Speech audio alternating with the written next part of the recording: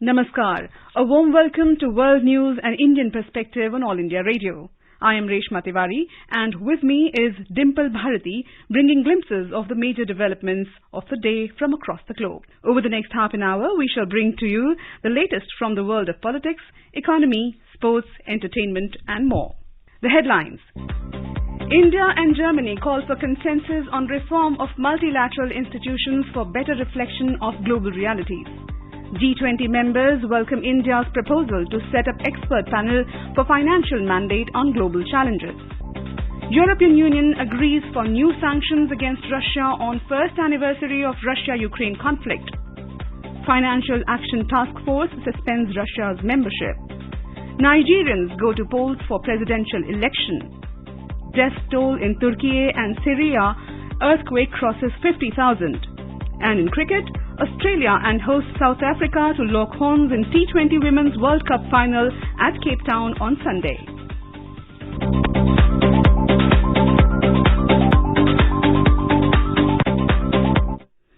India and Germany on Saturday reiterated the consensus that reform of multilateral institutions is necessary to better reflect global realities.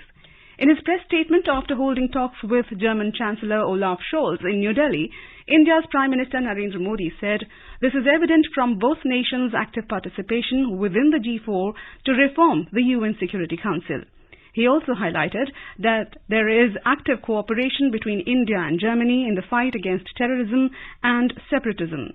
He stressed that both countries agree that concrete action is necessary to end cross-border terrorism. आज की बैठक में भी हमने सभी महत्वपूर्ण द्विपक्षीय मुद्दों तथा क्षेत्रीय एवं अंतर्राष्ट्रीय विषयों पर विस्तार पूर्वक चर्चा की। भारत और जर्मनी के मजबूत संबंध साझा लोकतंत्र के मूल्यों और एक दूसरे के हितों की डीप अंडरस्टैंडिंग पर आधारित है। दोनों देशों के बीच सांस्कृतिक एवं आर्थिक आदान प्रदान का भी लंबा इतिहास रहा है। Prime Minister Modi said security and defence are active pillars of the strategic cooperation between India and Germany. He added that both nations are expanding cooperation in the areas of climate action and sustainable development goals through this. The Prime Minister said India and Germany have strong ties based on shared democratic values and a deep understanding of each other's interests.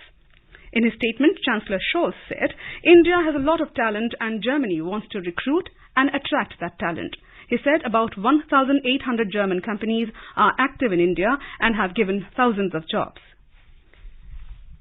In today's Hotspot section, we bring you a discussion on strengthening India-Germany bilateral relations. In conversation are strategic analyst Professor Harsh V. Pant and moderator is AIR correspondent Rajesh Lake.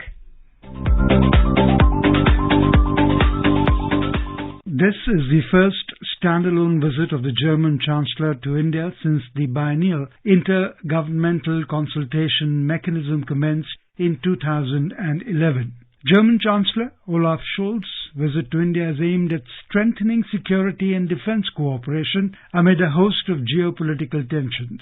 Dr. Pant, we would like you to throw light on what are the expectations from the Chancellor's visit to India. The expectations are quite high, partly because we have not seen Germany taking this kind of a confident geopolitical role in world politics before. And what has happened in the last year, in fact, has been quite remarkable in the way Germany has transformed its foreign and security policy in relation to what is happening in Ukraine, but also in relation to some of the issues that matter to India in the Indo-Pacific. So I think the expectations are that India and Germany together are going to lay the foundations for partnership that had always been relatively okay, but never really very strong. And so today the expectation is that this partnership will gain momentum, it will gain strength, and it can particularly respond to some of the challenges of the 21st century. And so I think that the anticipation is quite high, and as the Chancellor himself has outlined, he is looking forward to engaging with India more substantively across a range of issues. So I think that this is an important moment in the evolution of this relationship. Today, the Prime Minister said that security and defence are an active pillar of the strategic cooperation between India and Germany. Would you throw light on that? Yes, see, that's quite remarkable because Germany is not known for its proactive defense and security postures.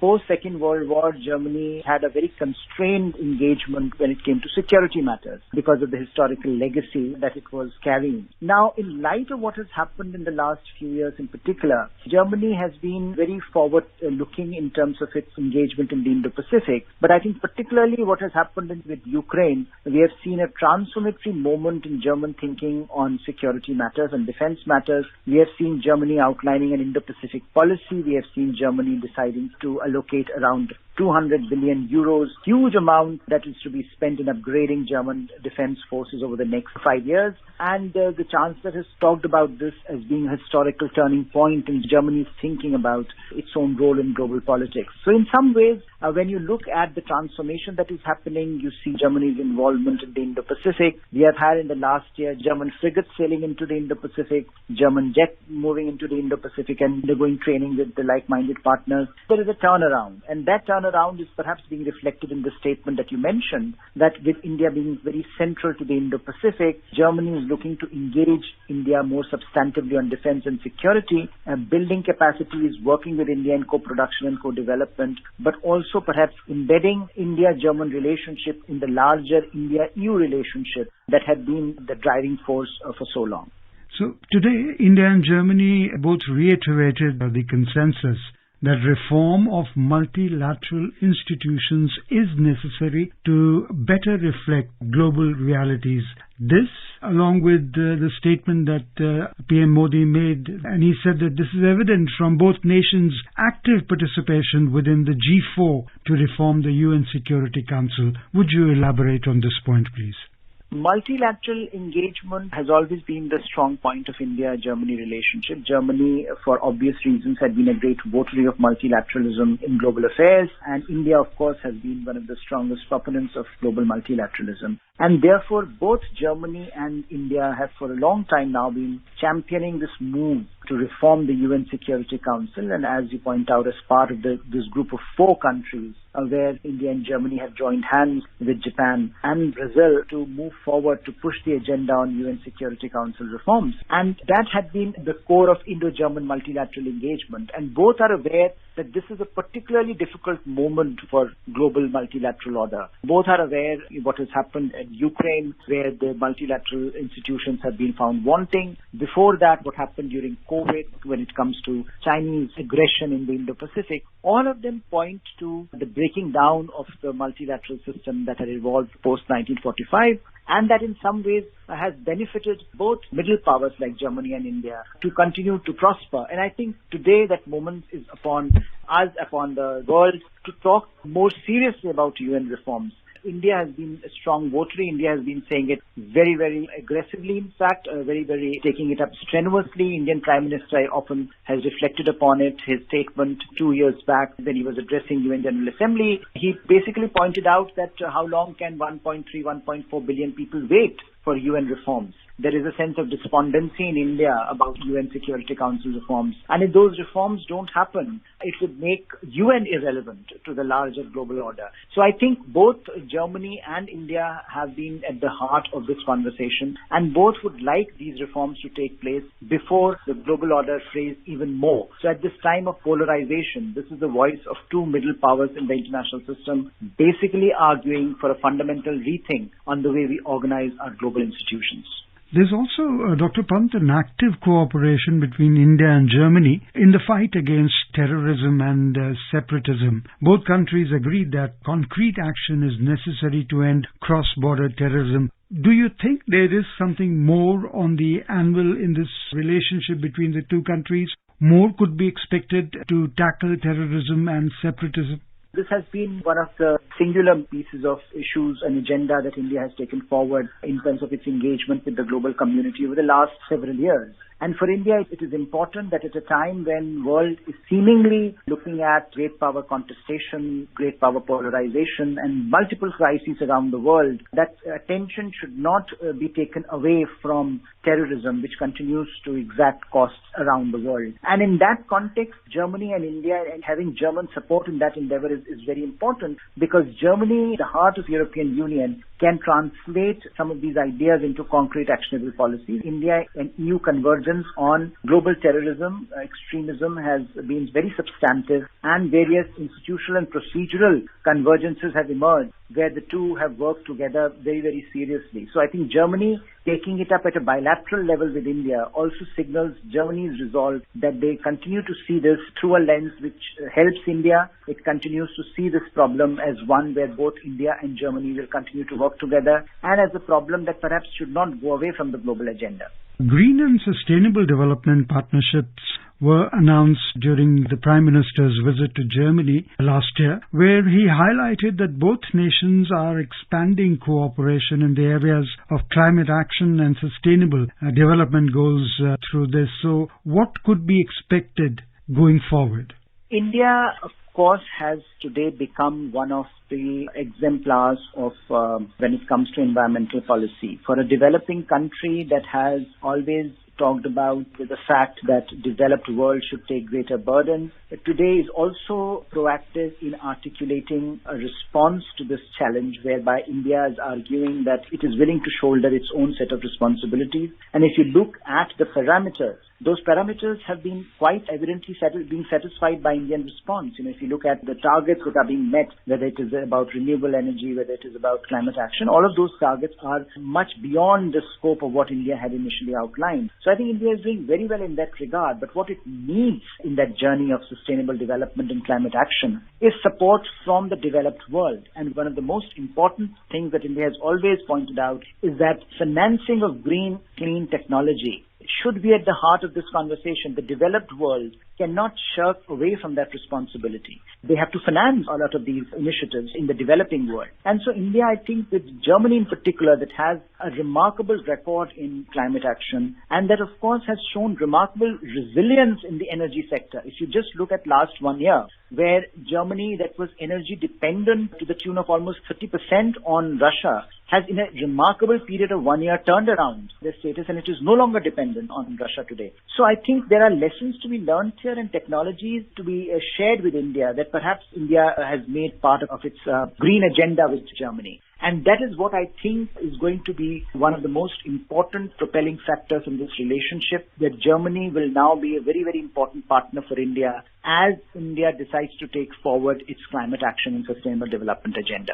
Apart from green and sustainable, as you very rightly pointed out, we could also expect science and technology collaborations with Germany going forward. Absolutely. If you recall, last in December, when German foreign minister was here, she had outlined with her Indian counterpart the mobility framework between the two countries.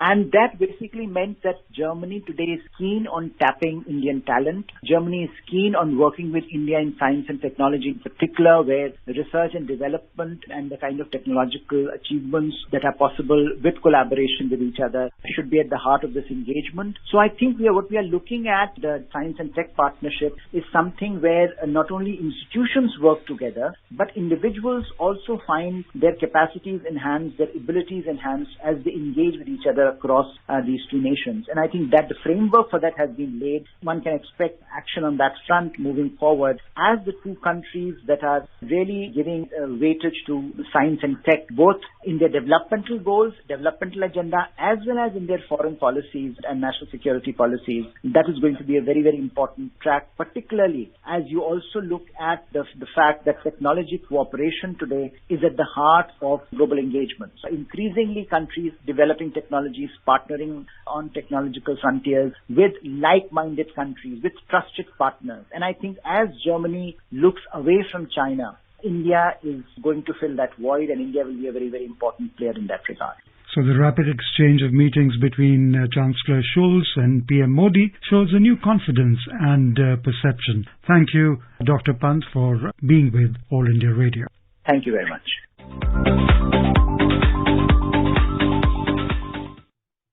German Chancellor Olaf Scholz called on the President of India, Draupadi Murmu, in New Delhi on Saturday.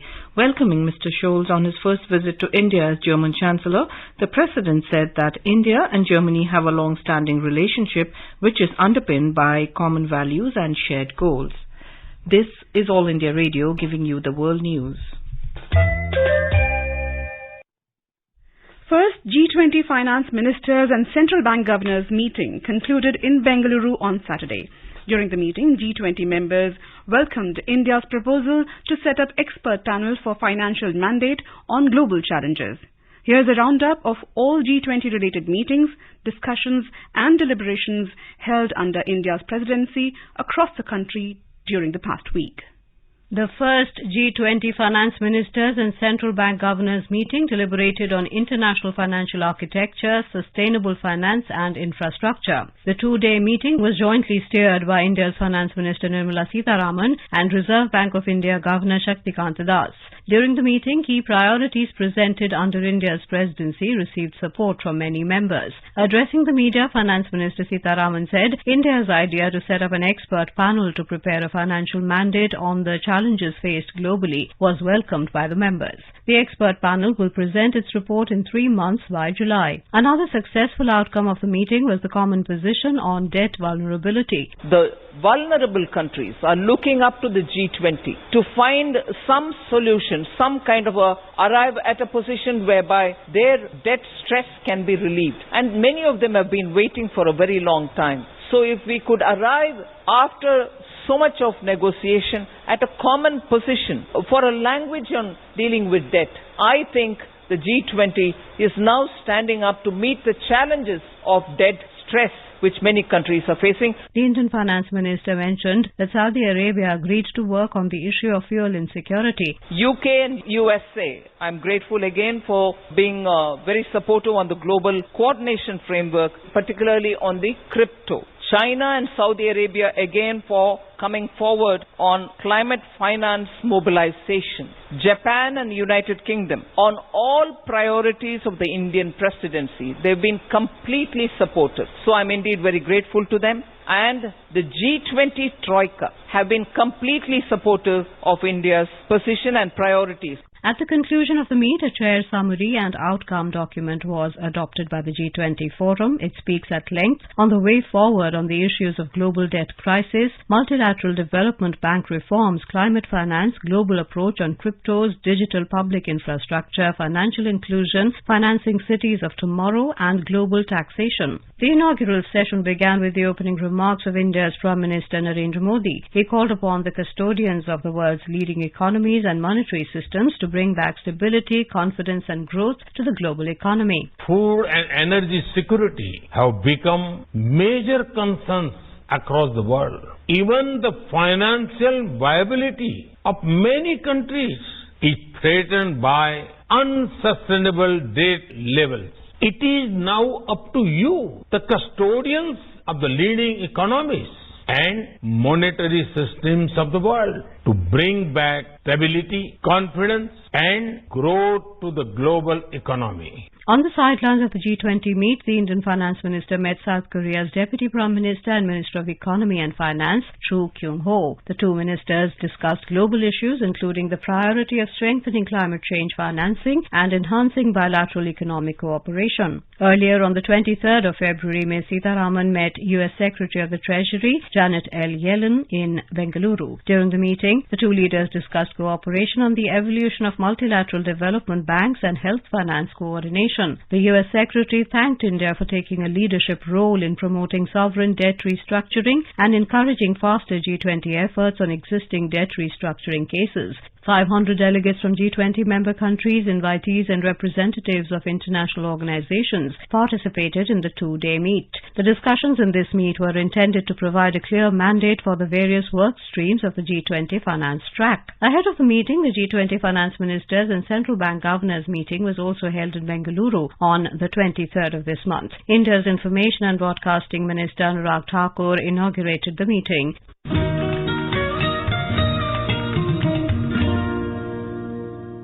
India's External Affairs Minister Dr. S. Jaishankar addressed the G20 Festival of Thinkers Summit at Symbiosis International Deemed University in Pune on the 23rd of this month. Speaking at the event, the minister said India's G20 chairmanship is not just an event, but an opportunity to introduce India to the world, which expects a lot from India. A collection of 20 nations.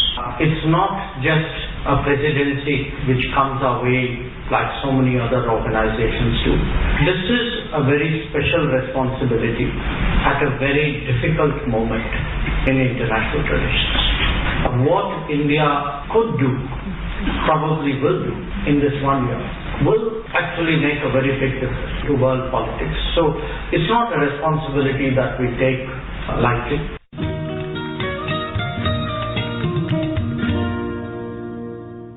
The first G20 Working Group meeting on culture was held at Khajuraho in Madhya Pradesh from the 22nd of this month. More than 125 delegates from G20 members attended the meeting, which concluded on Friday. During the Culture Working Group meeting, there was a wide discussion on the priorities set by India on 4 important sessions. India had selected 4 main topics for this meeting. These include conservation and restoration of cultural property, using living heritage for a sustainable future, promoting cultural and creative industries and creative economy, leveraging digital technologies for preservation and promotion of culture. Culture Secretary Govind Mohan told AIA News that all the participating countries have agreed on these priorities. He informed that the Ministry of Culture has also prepared a proposal for year-long activities based on the meeting of the Culture Working Group. A summary was also presented on the basis of 2 days deliberations. Sanjeev Sharma, Khajuraho.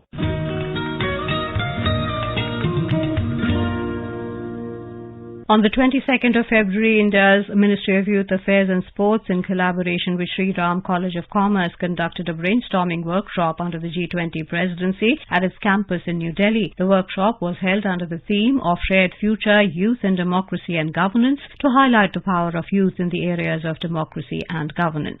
The brainstorming workshop is a part of the activities of the Youth 20 Engagement Group under the overall framework of G20. During the event, Secretary of the Department of Youth Affairs, Meeta Rajiv Lochan, had a powerful dialogue with youth during the session.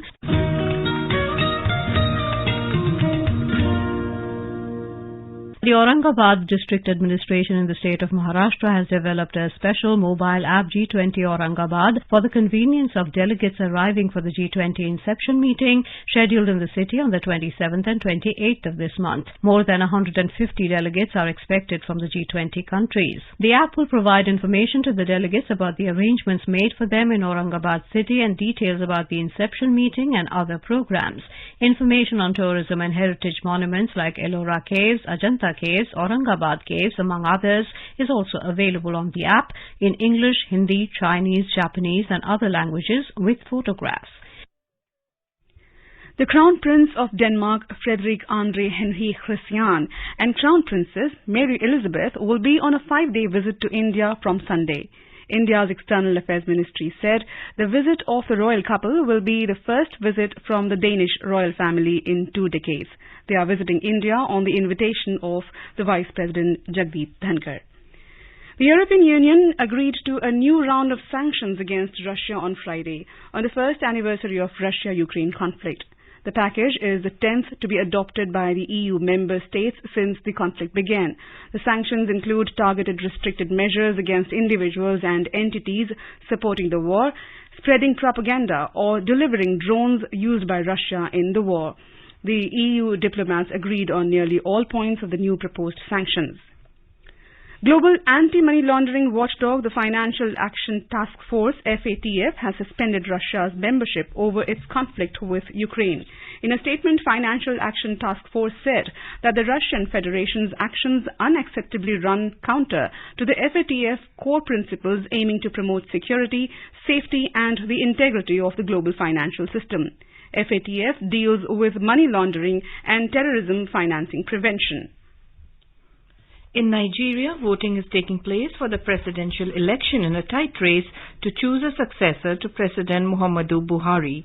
People in the country are hoping that the next leader will steer Africa's most populous nation and biggest economy on a new course after years of worsening violence and hardship.